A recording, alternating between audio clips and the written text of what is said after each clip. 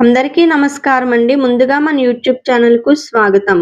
మనం ఈ వీడియోలో తిరుప్పావైలో ఉన్న 11వ పాసురం గురించి తెలుసుకుందాం.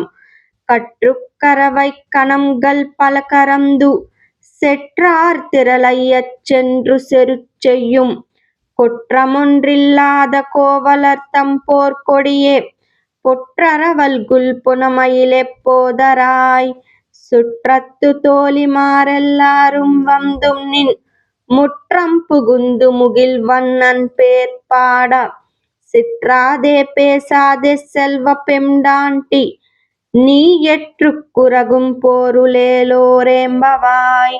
ఈ పాసురం యొక్క భావార్థం: ఈ పాసురంలో గోపికలు ఒక గోపికను మళ్ళీ లేపుతూ ఇలా అంటున్నారు: ఓ గోపిక, నువ్వు ఆవులను బాగా పాలిచ్చేలా చూసే గోపాలకుల కుటుంబానికి అలంకారం లాంటి అమ్మాయివి. శత్రువుల బలాన్ని తగ్గించి యుద్ధంలో ముందుండి పోరాడే నిర్దోషులైన గోపాలకుల గౌరవానికి ప్రతీకవు. ఓ నెమలలాంటి నడక కలిగిన దానా, ఇక ఆలస్యం చెయ్యకు, బయలుదేరు.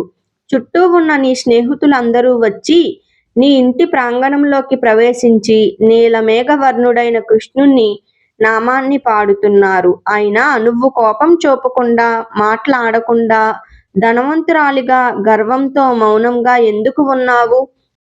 నీ మౌనం వెనుక ఉన్న అసలు కారణం ఏమిటో మాకు చెప్పు.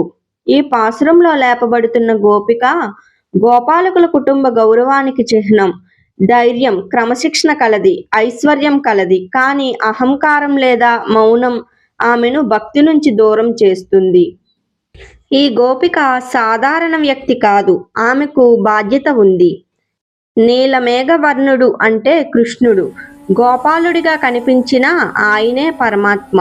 ఈ పాసురం యొక్క సారాంశం ఏమిటి అంటే, గౌరవం, ఐశ్వర్యం ఉన్నా అహంకారం లేకుండా భక్తిలో ముందుకు రా.